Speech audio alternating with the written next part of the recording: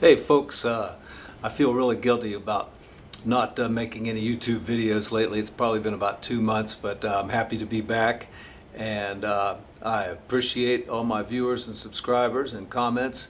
And thank you for inviting me into your home. And I thought maybe I'd show you around my working environment a little bit as I talk about the subject for today, which is rootless voicings.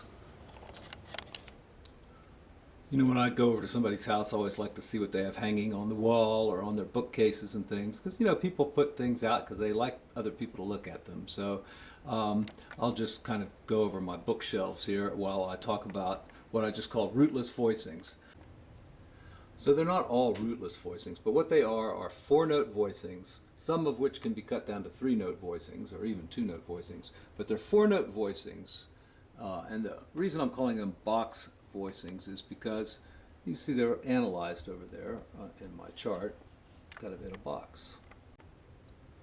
So what the boxes show you is that one particular voicing can be used multiple ways, many different ways. As you see there in box 1, I mean the first two ways of using the chord are as dominant 7th chords. You have a dominant 7th with a 9th and a 13th, and you also have one that has a flat or a sharp 9 and a flat 13. So one of them's altered and one of them's unaltered. And then maybe a little less frequently, you can use the exact same chord, but maybe, I shouldn't say less frequently, but you can also use the chord as, minor 7, flat 5, or you can use it as a minor 6, 9.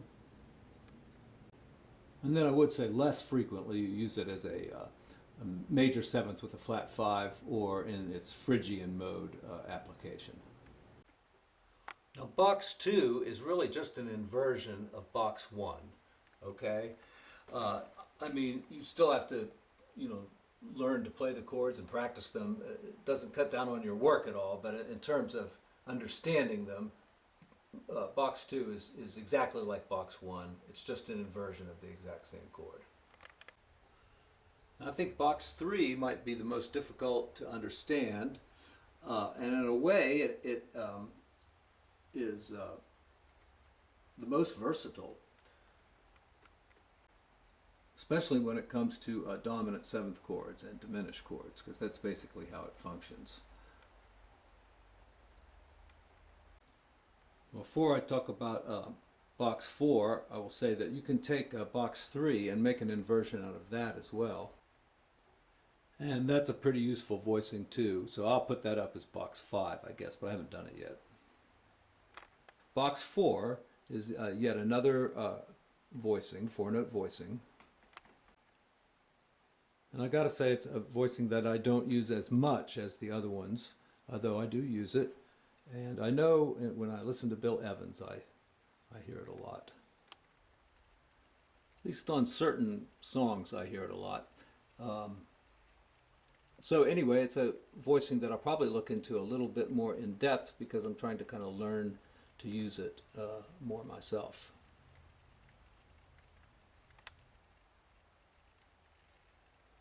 A lot of nice old music books there. Big pile of concertos. That pile gets virtually untouched. A lot of Jamie Aebersold. That's pretty much untouched too. I really ought to practice with that shit. So not only are these voicings good for the left hand when you're supporting a melody or chords or a solo, they're also really good if your left hand is playing a bass line or a root or something else and you want to use them with the right hand. So practice them each way. I think mostly I'm going to be taking a song and using them as left-hand voicings to support the melody of the song. So we'll take the melody of the song and we'll harmonize that using these mostly rootless voicings. Well, my teacher called them hip voicings because they just sound cool. They make any melody sound just a little bit more sophisticated than if you're using, say, simple triads or something down below. So let me quickly play through the boxes and demonstrate them, and then we'll get to work on a standard.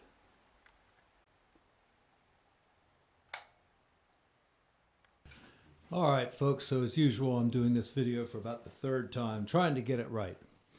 And what we're talking about here is what I'm going to call box voicings. And these are 4-note voicings, and they're kind of designed for the left hand in mind to support upper structure triads or a solo or a melody. But you can also use them with your right hand if you're playing bass notes with your left hand and or playing a bass line. So let me tell you why they're called box voicings is because I simply analyze them using a box and or a table. And what you have is a voicing like this, F, A, B, and E. All right, so it's a F, A, B, and E. And then these are the 6 different kind of chords you can think of. You could think of this chord as being any one of these 6 chords. All right, so like the first one here says G 7th, so it's a G dominant 7th. Okay, we got our 7th and our 3rd. You know, the root is not there, but the 7th and the 3rd is there, and so is the 9th and the 13th. So it's a dominant 7th chord with unaltered tensions. And when I say tensions, I mean the 9th, the 11th, or the 13th. If they're altered, it's a flat 9 and a sharp 9, or a sharp 11 and a flat 13, or any combination of those. But if the intervals are unaltered, then it's just a 9th, an 11th, or a 13th. So these extensions or tensions, or sometimes they're called color tones, are unaltered. Got the 7th and the 3rd, and then the unaltered tensions, making a G dominant 7th. Okay, so in the second column here, it says it can be a D flat dominant 7th also, and this time the tensions will be altered. So if we have a D flat as the bass note, the same 2 notes are our guide tones, our 3rd and our 7th. It was the 7th and the 3rd before, now it's because of tritone substitution, it's now the 3rd and the 7th. And then our other 2 notes, there's the sharp 9 up here, and the flat 13 right there, okay? And you know, obviously, when you use these chords in these different contexts, they're going to kind of sound different. Like here, I'll use it in a 2-5-1 in the key of C. Okay? And notice these other rootless voicings are pretty easy to come up with. For D minor, you just add the 9th. You could use any inversion. Here's our box voicing for G 7th, and then C, again using the 3rd, 5th, 7th, and 9th. Okay? Okay, but watch what happens when I use this as a D flat dominant chord. So that would be in a major 2-5-1 in G flat. You know, going to G flat, so we have A flat minor 7th, and then here's our box voicing on D flat dominant. Okay? Now, a third way to use it, it says is D minor 6. Well, that's pretty obvious because there's the 3rd, the minor, the 5th, 3rd, the 5th, the 6th, and the 9th. So it's a D minor with a 6 and a 9. Rootless. All right, you can also think of this as a B minor 7 flat 5. You know, here's a B minor 7 flat 5. Here's an inversion, right? And all we're doing is taking the 3rd and moving it up to the 11th for B minor 7th, flat 5. And so that chord's going to work just fine in that context. Also F major 7th with a flat 5. So if we had like a 2-5-1, and we wanted our 1 chord to have that kind of unique sound of having the flat 5, that would be a good choice. Many times it would resolve. Okay, and the last one's kind of neat. It's an E suspended, okay, with a flat 9. All right, and there's the chord, same chord now. Okay, and so this is another dominant 7th chord, so I'll use it as an E as the 5 chord. So here's a 2-5-1 in the key of A. See?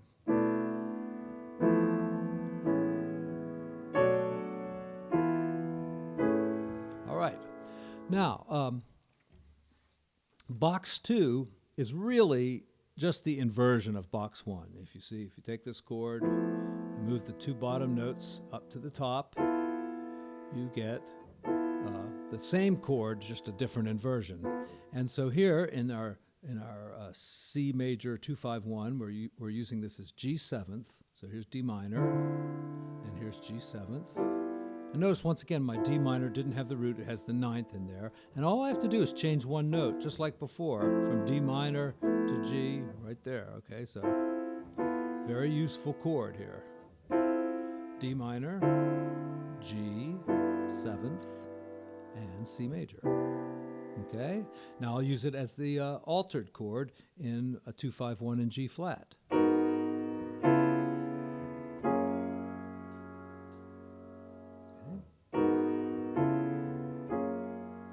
And then using it as a D minor 6th, I'll use it again in a 251. Here's E minor 7 flat 5, A 7th, and here's our D minor 6 9. See, there's our box 2 voicing there. Now obviously there's 12 of each one of these, you know.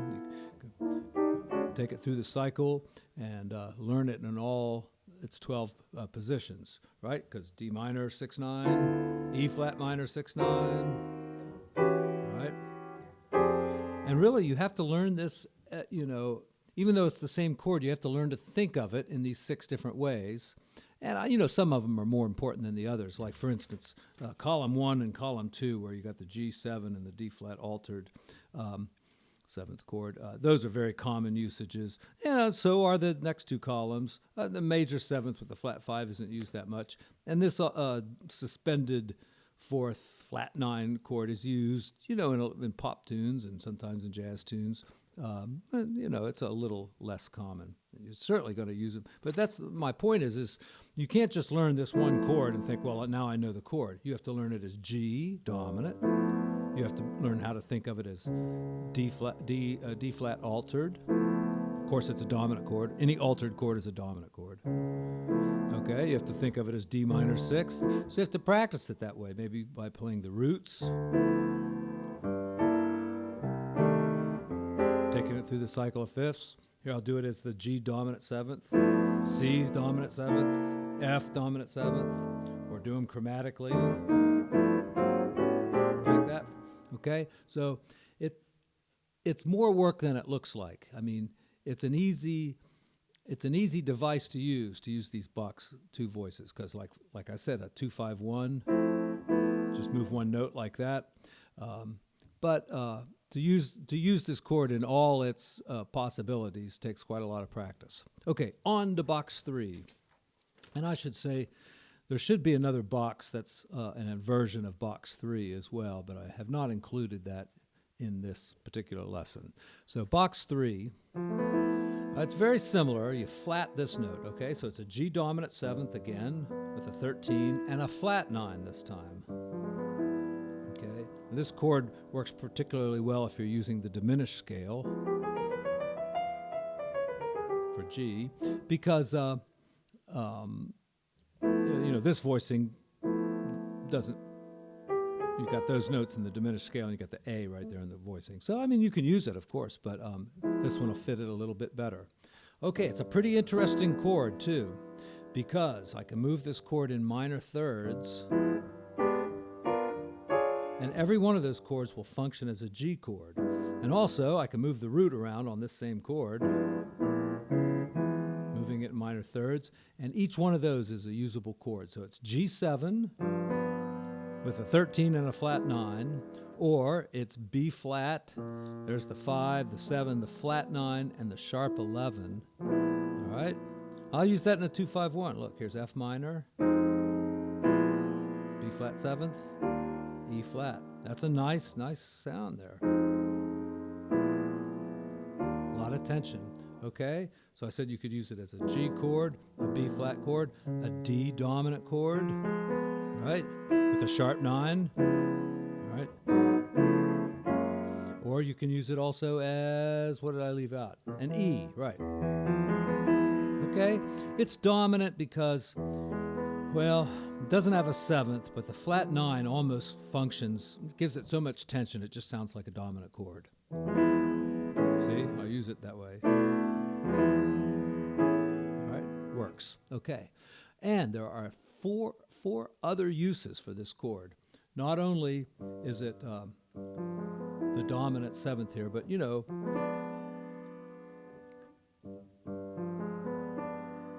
if you take a diminished chord, you can add a whole step above any note in the diminished chord. It's called the whole tone extension. So even though it's a G7th chord here, if I use the diminished here, I get a G7 flat 9, and that's just a whole tone extension on this diminished chord. So you can use it in place of diminished chords too. If you have F diminished in a song, let's see, what would be a song with F diminished? Like if you're going from E up to F diminished, and then you go to F sharp, okay, so you could use this chord. Sorry, yeah. All right, F diminished with a whole step extension.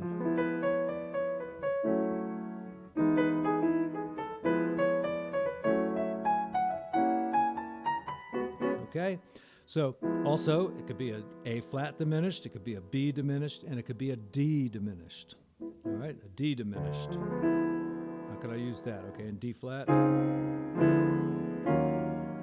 right, D flat up to D diminished, to E flat minor 7th, like a 2-5-1 here. Okay, typical way of using it. And so, you know, I could demonstrate all of the 4 ways you could use it as a diminished chord, but you need to really explore this and figure out a good way to practice it too. Now, I will give some practice tips. Okay, box 4 is let's see, what notes are these? This is F, A, C sharp, and E.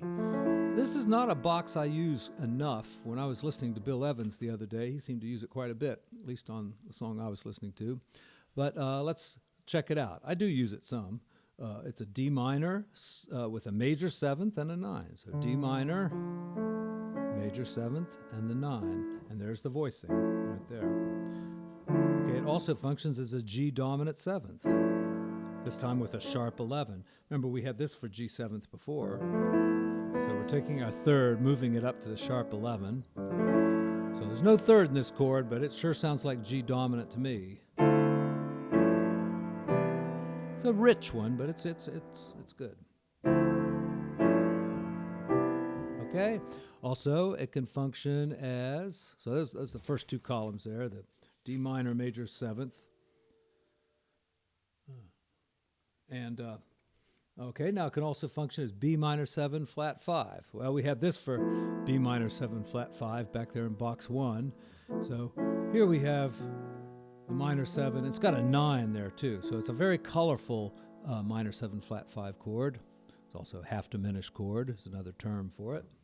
And if you were going to use it in a 2-5-1, you could go B minor, E, and A minor, okay? Now notice this chord. This is box 1. This is like this chord right here, all right? Actually, it's like the D flat. This is from box 1, column 2, D flat altered, moved up like this to E. There it is in E. So as a B minor 7 flat 5, then E, and then I'll use A minor. Now notice that minor and major chords are not really covered by these boxes. When you have a minor or minor 7th or a major 7th, just use them in root position, any inversion, or move up to the 9th there, make it a rootless voicing, and again, use it in any inversion. Though this inversion for a D minor and this one are the most useful because you can get right to your box voicings. Like that. All right, that's box 2 there. D minor, G7. Okay, box 4, yeah, I think that about covers it. Oh, there's one more use for it here. You could consider it a D flat dominant. I don't think that's right. D flat. Oh, yeah, that's right. Okay, D flat dominant 7th. Got the 3rd. You got another root. So that's not really helping much. Got the sharp 9 and the flat 13. Those altered tensions make it sound like a dominant chord, even without the 7th. So with the 7th, it's like that. Without the 7th, it's like that. And I did mention another box, box 5, which could be I probably should have made it box 4, but it's the inversion of box 3. Box 3, as you'll recall, that, okay? That's a G7th. Usually as a G7th. You can use it as a lot of other things too. B flat 7th, D flat 7th, E 7th, and also as diminished chords. But if you invert it, take the bottom two notes, move them up here. There you go. Here it is in a 2-5-1. Okay, the closeness of the notes there makes for a rich sound. Sometimes too rich, but okay. Or maybe I could use it, let's see, I said it could function as a G7 or a B flat. Since it's an inversion of box 3, it should be able to function as G dominant, B flat dominant, D flat dominant, and E dominant. Notice those are minor thirds, making a diminished chord. That's why the diminished scale works so good with these two boxes, box 3 and box, I guess we'll have to call it 5, box 5. So there's the chord, and it could function as B flat 7th. Kind of a weird one, but it does work. Let's see, that would be like a, it works. Or this one. Okay, that was a D flat 7th. Try it as an E 7th here. I'd say the one it works best on is the G dominant 7th. All right, so that's when I hear, when I do hear Bill Evans using it, it's usually as a 5 chord like that. And he's usually supporting some great solo, you know, he's going something better than that. Okay, how to practice this stuff. So one way you could do it is just by playing roots with one hand and the chord with the other hand and taking it through the cycle and saying the chord G dominant, C dominant, F dominant 7th, B flat dominant 7th, E flat dominant 7th. Another way you could do it is, I'll go on to box 2 now, C dominant, and I'll play, Lydian dominant scale with it just for practice. I'll go to F dominant, B flat dominant, E flat. Okay, those were all Lydian dominant scales too. I'll use it as an altered chord here. Box 2 is an altered chord. So here's our box right here. This is going to be D flat dominant, and I'll use the altered scale with it. Okay, I got to think about this. F sharp dominant. It's easy. B dominant. E dominant. Using the altered scale every time here. A dominant. D dominant. Oh gosh, why am I not getting this? D dominant. Yeah, here it is. Yeah, D's one that, like this B voicing is down there. This one's a little too high. That one's a little too low. So you end up using the A voicing more. This one. That's D dominant also, both altered. Okay.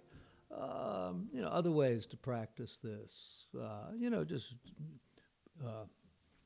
use them in 2-5-1s. So I'll think of box 2, which is this one. So I'll start with a 2-5-1 in C, and I'll do it with my left hand and play some kind of a run here. All right, and then I can change that to a minor and do a 2-5-1 in B flat. And notice that time I didn't get my third finger down in there, but that's okay because the 3-note versions of these are nice too. All right, C minor, or just this, and then just change the bottom note.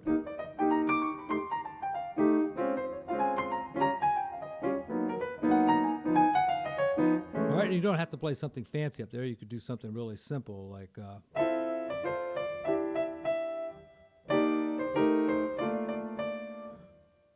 What's next? Oh, yeah. See, I'm in... All right, that's kind of silly. Or I could practice just some, use it to support some upper structure triads like this. How would I do this now?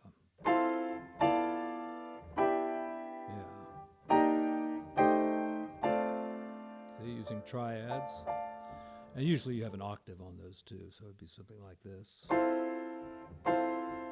what am I doing?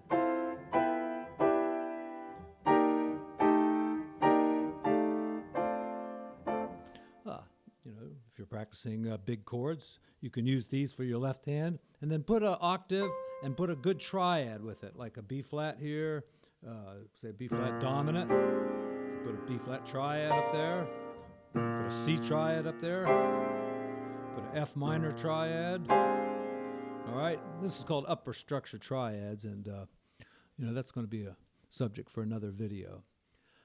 Okay, I think I explained it fairly clearly on my third try here, so give me some positive comments and keep me motivated, and I'll come back and do it again on another topic. All right, take care, everyone. Bye.